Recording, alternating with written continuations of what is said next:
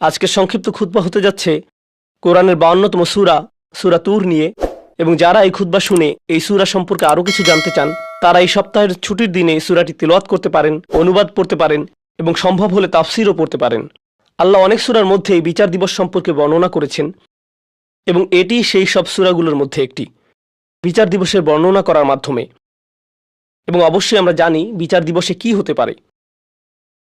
একটি স্থানে আল্লাহ বলেন, ওয়াকুনতুম আজওয়াজান সালাসা, এখানে মানুষ দুটি দলে ভাগ হয়ে যাবে, কিন্তু আপনি তার তিনটি দল বলতে পারেন: মৌলিকভাবে বিশ্বাসী, অবিশ্বাসী এবং বিশ্বাসীদের এলিট শ্রেণী। সূরাতুল ওয়াকিয়াতে বিশ্বাসীদের ভিআইপিদের নিয়ে বর্ণনা করা হয়েছে, কিন্তু মৌলিকভাবে বিশ্বাসী এবং অবিশ্বাসী এবং যারা ভুল দিকের মানুষেরা তাদের প্রত্যেককে সবসময় অবিশ্বাসী হিসেবে বলা হয়নি। প্রত্যেকবার আল্লাহ তাদের একটি নতুন বর্ণনা দিয়েছেন যাতে আমরা সেখান থেকে নতুন কিছু শিখতে পারি এবং আমাদের কি এড়িয়ে চলা উচিত তা আমরা জানতে পারি। তাই আল্লাহ শুধু বলেননি যে তারা কুফফার, বেশি নয়, আল্লাহ তাদেরকে আলাদা আলাদাভাবে বর্ণনা করেছেন। প্রত্যেক বর্ণনায় আমাদের জন্য শিক্ষা রয়েছে এবং এই সূরায় বিচার দিবসে যারা বিপদে পড়তে চলেছে তাদের নিয়ে একটি খুব নির্দিষ্ট বর্ণনা রয়েছে। আল্লাহ আমাদের কাউকে তাদের অন্তর্ভুক্ত না করুন। এবং আমি এই সূরায় আল্লাহ তাদের যে বর্ণনা দিয়েছেন এবং তাদের বিপরীত দিকের মানুষ সম্পর্কে যে বর্ণনা দিয়েছেন তার উপর বিশেষ দৃষ্টি দিতে চাই। আল্লাহ বিচার দিবসের শুরুর দিকের বর্ণনা করছেন এভাবে, ইয়াউমা তামুরুস সামাউ মাওরা ওয়া তাসিরুল জিবালু সাইরা, আকাশ পরিবর্তন হচ্ছে, পাহাড় নড়তে শুরু করেছে, পৃথিবী আর দেখতে যেমন ছিল তেমন থাকছে না, মানুষেরা কবর থেকে বের হয়ে আসছে। এবং এখন আল্লাহ বলেন, ফাওয়াইলু ইয়াউমা ইযিল লিল মুকাযযিবিন, যারা সত্যকে মিথ্যা বলতো তাদের জন্য সেই দিন কত বিধ্বংসী আর কত ভয়ঙ্কর হবে যারা সত্যকে মিথ্যা বলতো।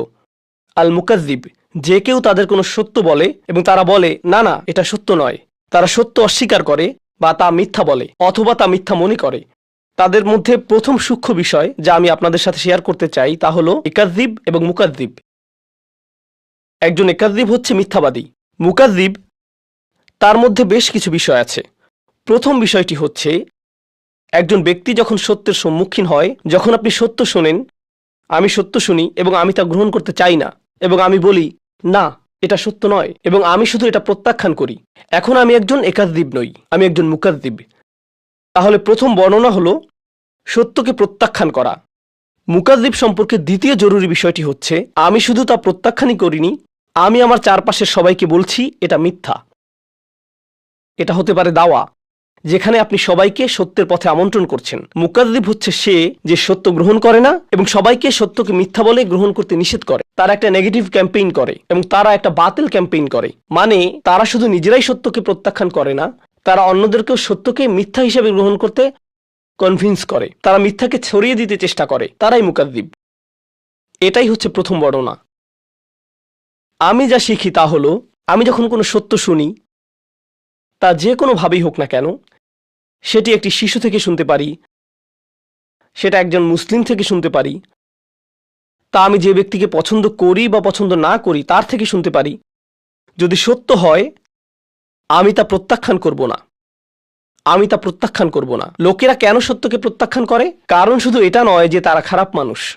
এর কারণ হলো, উদাহরণস্বরূপ, মহানবী সাল্লাল্লাহু আলাইহি সাল্লামের চাচা আবু তালিব সত্যকে গ্রহণ করেননি, তিনি সত্য গ্রহণ করেননি। কিন্তু প্রশ্ন হলো কেন তিনি সত্য গ্রহণ করেননি?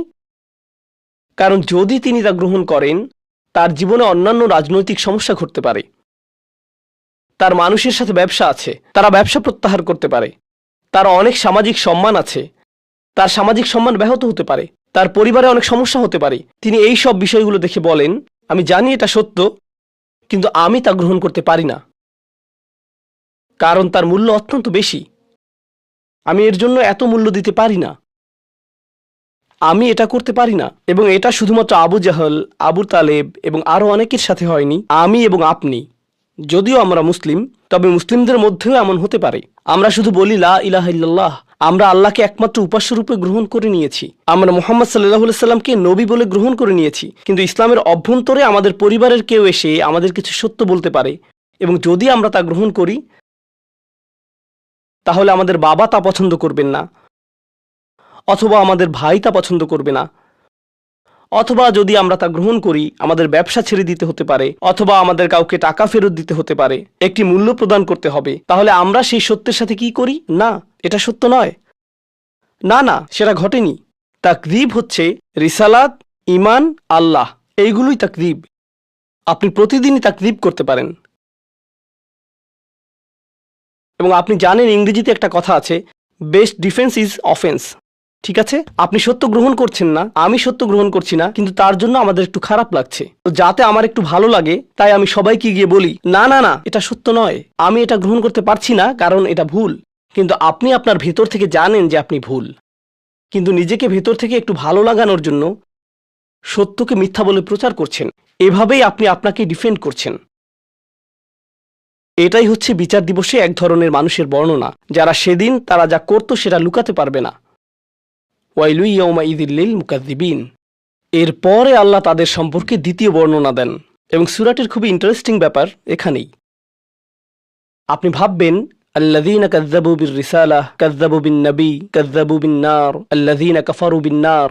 যে আল্লাহকে অবিশ্বাস করে, যে মহানবী সাল্লাল্লাহু আলাইহি সাল্লামকে মিথ্যাবাদী বলে, যে আল্লাহর বাণীকে মিথ্যা বলে, না, এখানে বর্ণনাটি হচ্ছে আল্লাযীনা হুম ফি খাউদিন ইয়ালআবুন।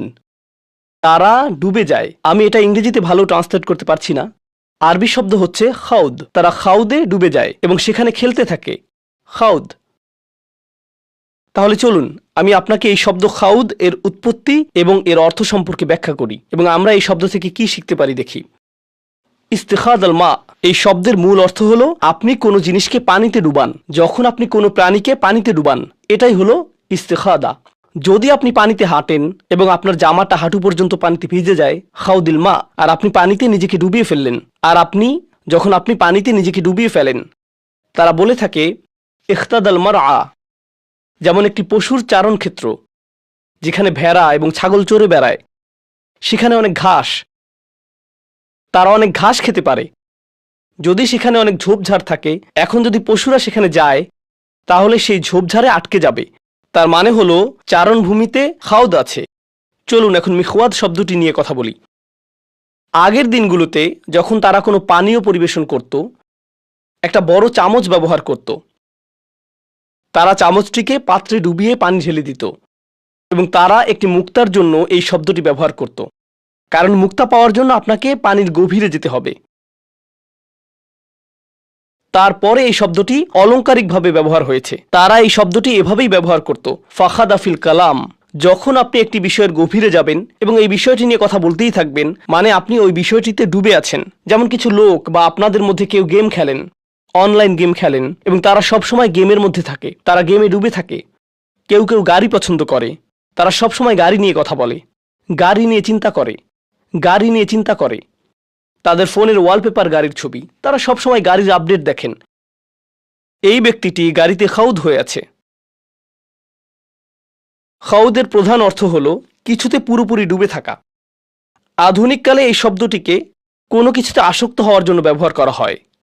নেশা, যখন কেউ কিছুতে আসক্ত হয়, এটি খুবই আকর্ষণীয়, কারণ এই বিষয়ে বইও লেখা হয়েছে। আপনি এজ অফ অ্যাডিকশন নামে একটা বই খুঁজে দেখতে পারেন। এই যে সময় আমরা বসবাস করছি, এটি একটা নেশার যুগ। আগে লোকেরা মদের নেশা সম্পর্কে কথা বলতো।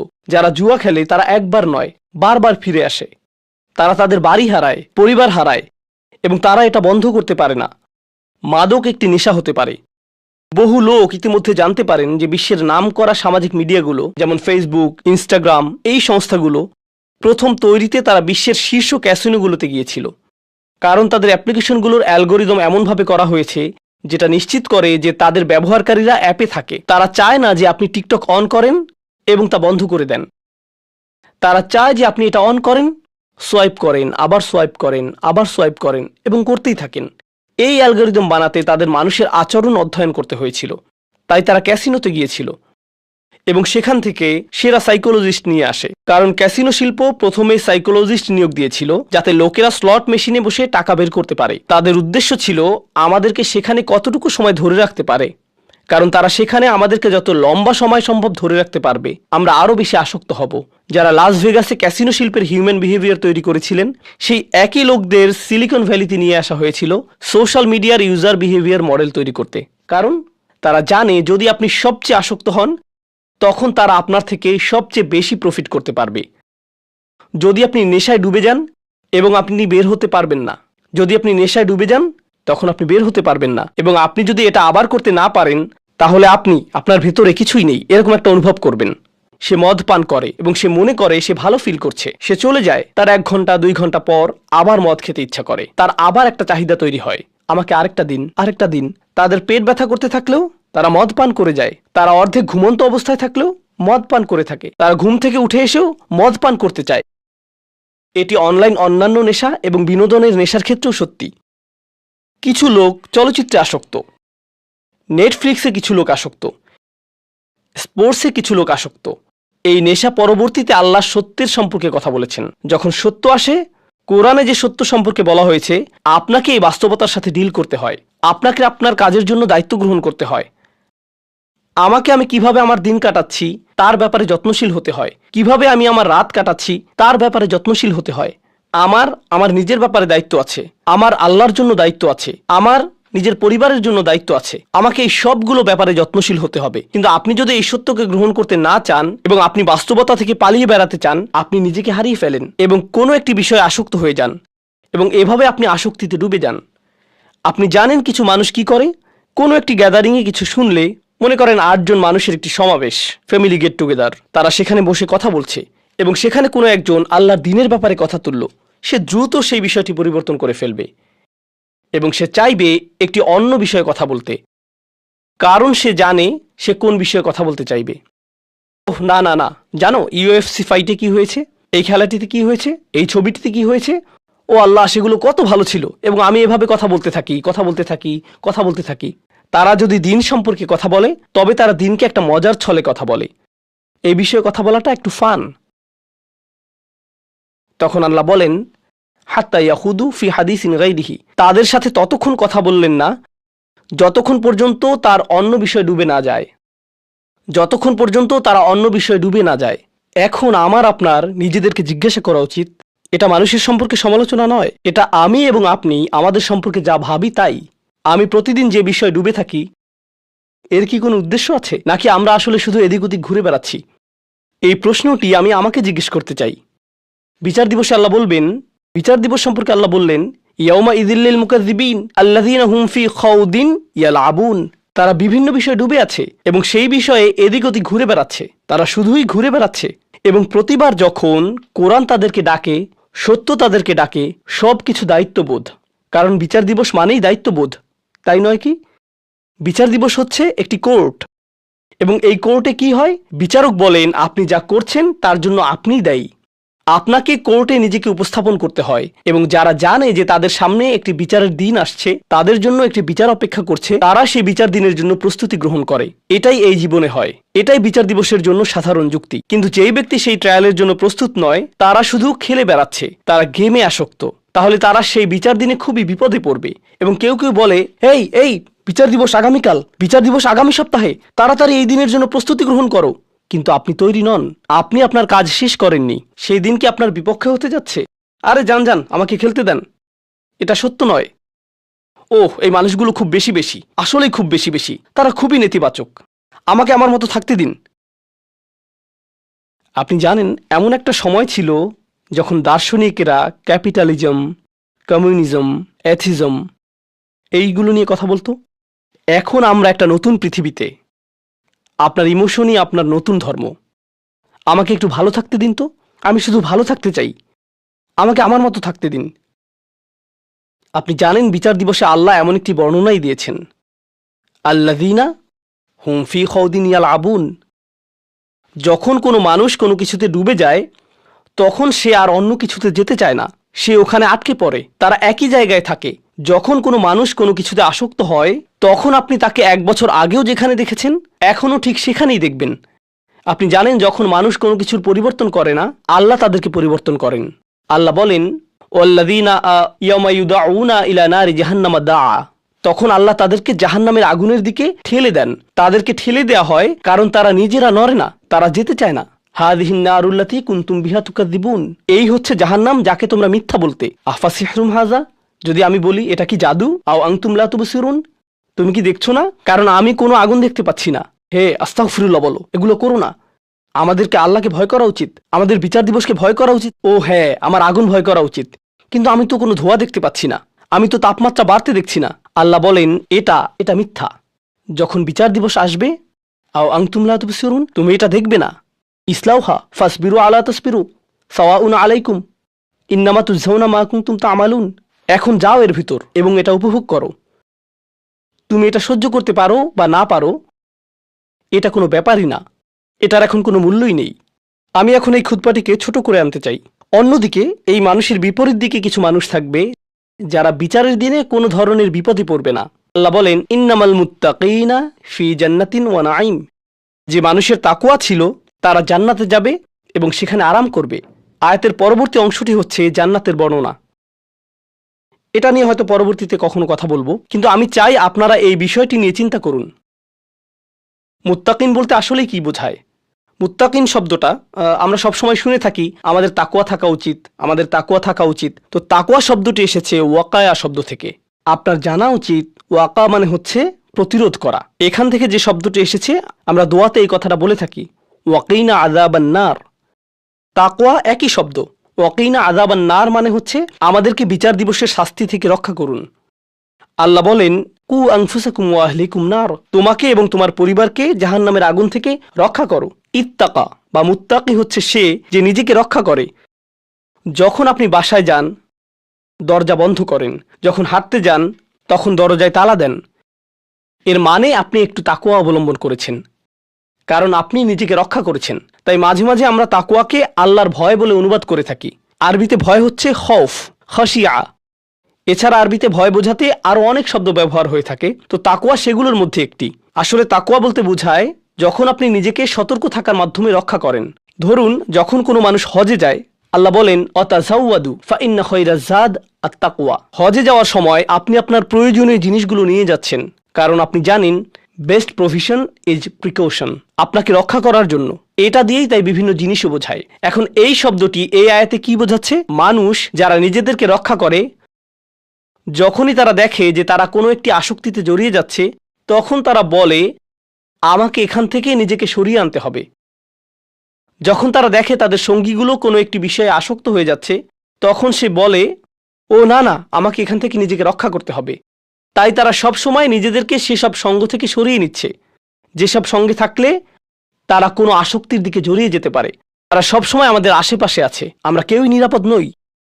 মুত্তাকিন শব্দটি ব্যবহার করার মাধ্যমে এমন মানুষকে বোঝায় যে সব সময় সতর্ক, তারা কখনোই বিশ্রাম নেয় না, তারা সব সময় একটা প্রতিরক্ষা বলয়ের মধ্যে থাকে। তারা জানে যদি তারা এভাবে না থাকে তাহলে স্লিপ করতে পারে। ইন্নাল মুত্তাকিনা ফি জান্নাতিন ওয়া নাঈম। এই কারণেই আমি তোমাদেরকে জান্নাত দেব উপহার হিসেবে। তাহলে আমাদেরকে এখন থেকে খুব সতর্কতার সাথে থাকতে হবে। আমার মনকে বোঝাতে হবে যেন আমি যে কোনো সময় পিছলে যেতে পারি, আমি ভুল করতে পারি, আমাকে তারপরে সেখান থেকে ফিরে আসতে হবে এবং আরো বেশি সতর্ক থাকতে হবে। যদি আমি পিছলে যাই তাহলে আবার আমাকে ফিরে আসতে হবে। এটি একটা চলমান প্রক্রিয়া। এগুলোর শেষে আল্লাহ বলেন ফি জান্নাতিন ওয়া নাঈম। আপনি যখন জান্নাতে যাবেন আপনারা বাগান পাবেন, কিন্তু সবচেয়ে গুরুত্বপূর্ণ আপনারা পাবেন নাঈম। যে নাঈম শব্দটি এসেছে নুউমা থেকে, যার মানে হচ্ছে নরম এবং বিশ্রাম। তাদের এখন কোনো তাকওয়া থাকার প্রয়োজন নেই, তাদের এখন কোনো সতর্কতার প্রয়োজন নেই। তারা তখন বলবে এখন আমি বিশ্রাম নিতে পারি। তাহলে আল্লাহ কি করলেন? আল্লাহ আমাদেরকে দুটি ছবি দেখালেন। একটি হচ্ছে এমন ব্যক্তিরা যারা এখন নাঈমে আছে, তারা বর্তমানে যেদিকে মনে চায় সেদিকে ঘুরে বেড়াচ্ছে, রিল্যাক্স করছে, তাদের কোনো কিছু চিন্তা করার নেই, শুধু বিশ্রাম নিচ্ছে। এবং অন্যদিকে তাকওয়াপূর্ণ ব্যক্তিরা তারা পরবর্তীতে রিল্যাক্স করবে। এখন সিদ্ধান্ত আপনার, আপনি কোন দলে থাকবেন। আপনি এখন রিল্যাক্স করতে পারেন অথবা আপনি পরবর্তীতে রিল্যাক্স করতে পারেন। আপনি এখন সাময়িকভাবে আনন্দ অনুভব করতে পারেন এবং পরবর্তীতে কঠিন বিপদে পড়তে পারেন, অথবা আপনি এখন একটু বেশি সতর্ক এবং বেশি নিজেকে রক্ষা করে চলতে পারেন এবং পরবর্তীতে অনন্তকালের জন্য রিল্যাক্স করতে পারেন। এই সিদ্ধান্তই আমাকে এবং আপনাকে নিতে হবে। আমি আল্লাহ আযজা ওয়া জাল্লার কাছে দোয়া করছি, আল্লাহ আমাদেরকে যে কোনো ধরনের খাউদ থেকে রক্ষা করুন, যা আমাদেরকে সত্য থেকে দূরে নিয়ে যায় এবং আমাদেরকে মুকাদ্দিবিনদের অন্তর্ভুক্ত করে। আল্লাহ আমাদেরকে তাকওয়া সম্পূর্ণ করুন, যাতে আমরা আল্লাহর দয়ার অন্তর্ভুক্ত হতে পারি, যাতে আমরা জান্নাতুল নাঈমে যেতে পারি। বারাকাল্লাহু লি ওয়া লাকুম ফিল কুরআনিল হাকিম ওয়া নাফা'নি ওয়া ইয়্যাকুম বিল আয়াতি ওয়াদ যিকরিল হাকিম।